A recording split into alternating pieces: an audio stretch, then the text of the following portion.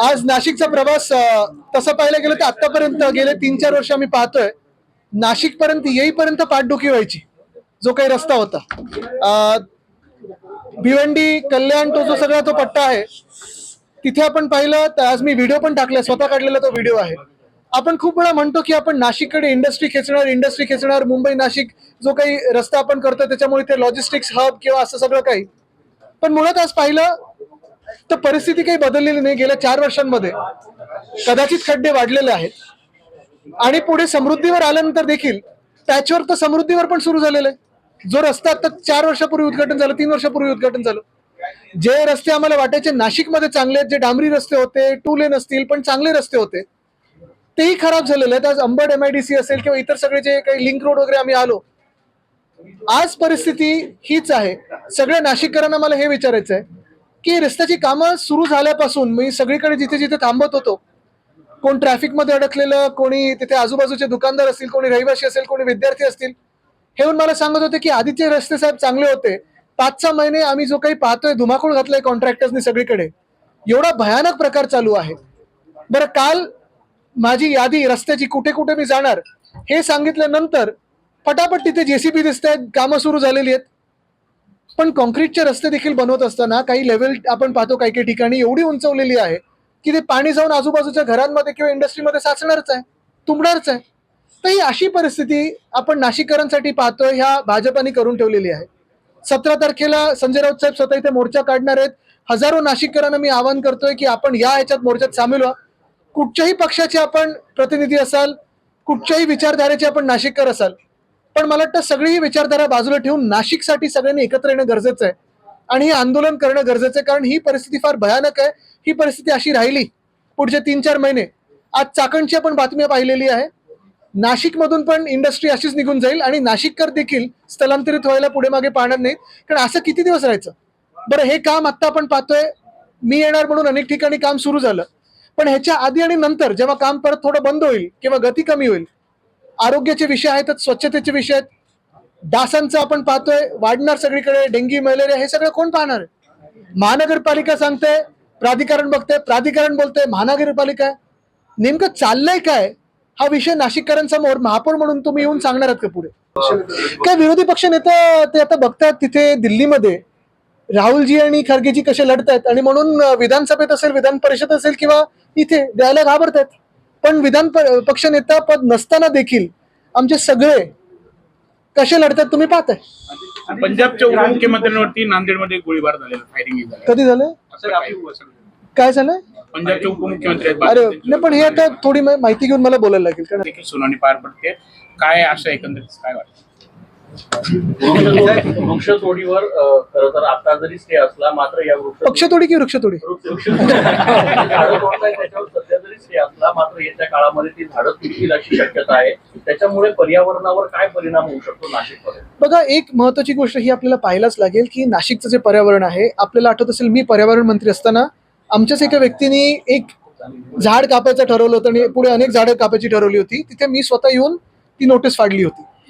सगळी काही आपण रस्ते जे बनवतो किंवा रोड वाईडनिंग करतो किंवा कुठच्याही विकासाचा प्रोजेक्ट म्हणतो, तर हा शाश्वत विकास झाला पाहिजे.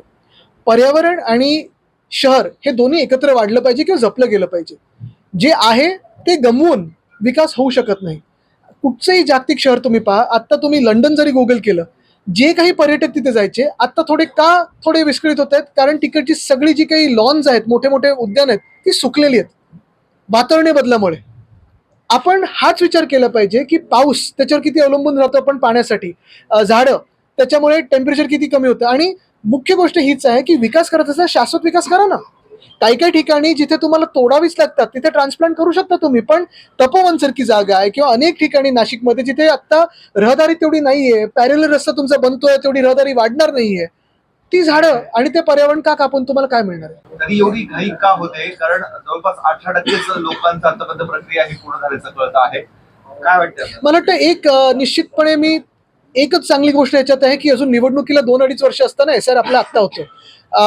मी काल पण अपील केले व्हिडिओच्या माध्यमातून आणि आपल्या सर्वांना देखील अपील करीन, आपल्या माध्यमातून लोकांना अपील करीन. पहिली गोष्ट म्हणजे SIR हा 17 तारखेपर्यंतच आहे.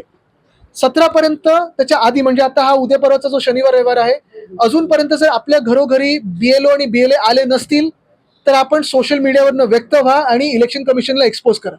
दुसरी गोष्ट म्हणजे काही काही लोकांनी घर शिफ्ट केलं असेल किंवा तात्पुरतं दुसरीकडे गेले असतील, आपण ऑनलाईन जाऊन तुमचा फॉर्म हा भरणं गरजेचं आहे. आणि तिसरी गोष्ट म्हणजे ही यंत्रणा पूर्ण करणं गरजेचं आहे. कोणालाही तुम्ही मतदान करत असाल पण SIR मध्ये तुमचं नाव येणं गरजेचं आहे. एन्युमरेटर जर तुमच्या घरी आले नसतील तर व्यक्त व्हा.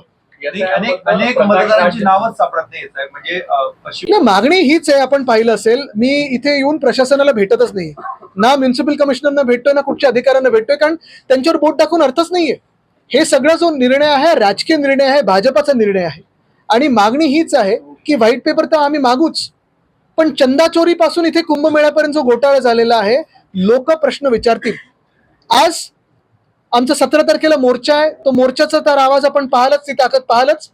पण मी अजून एक आपल्याला सांगतो आणि आपल्या माध्यमातून प्रत्येक नाशिककरांना विनंती करतोय की जेव्हा जेव्हा आपण सत्ताधारी आमदार असतील, सत्ताधारी नगरसेवक असतील, यांना रस्त्यावर तुम्ही पाहाल, त्यांना थांबवून प्रश्न विचारा की माझे पैसे गेले कुठे.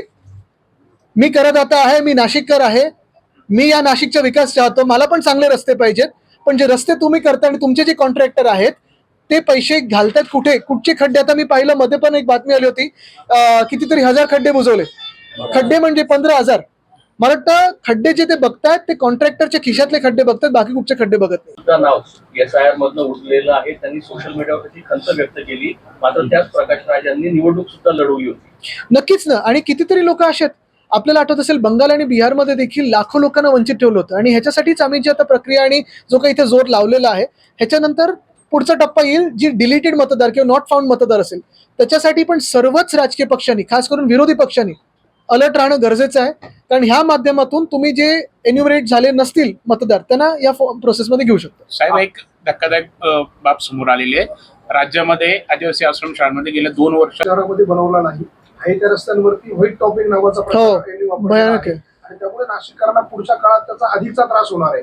तर याबाबत आपलं शिवसेना म्हणून काय भूमिका पुढच्या आम्ही जाब तर विचारत राहू. आणि जसं मी सांगितलं की आता लोकांनी देखील प्रश्न विचारले पाहिजेत भाजपला आणि त्यांच्या सगळ्या लोकप्रतिनिधीला की तुम्ही हे आमच्याशी हा घात का केला. कारण महत्वाची गोष्ट हीच आहे बघा, जे आपण सांगितलं ते एकदम योग्य आहे. व्हाईट टॉपिंग आपण कधी करतो, एखाद्या एकदमच अडगळीतला गल्ली असेल किंवा एखाद्या गावात जिथे युटिलिटीज नसतील आणि तिथे कॉन्क्रिटायझेशन करायचं, तिथे व्हाईट टॉपिंग करतो. पण नाशिक सारख्या शहरामध्ये खरोखर प्रत्येक रस्त्याला कॉन्क्रिटायझेशनची गरज आहे का? मुंबईत पण नसते, नाशिकमध्ये नाही, पुण्यात नाही, कुठे नाही. एक ठराविक रस्त्याची विड्थ असते, त्याच्याहून कमी जर विड्थ असेल तर तिथे आपण कॉन्क्रिटायझेशन करत नाही, तिथे डांबराचेच रस्ते आपण करतो.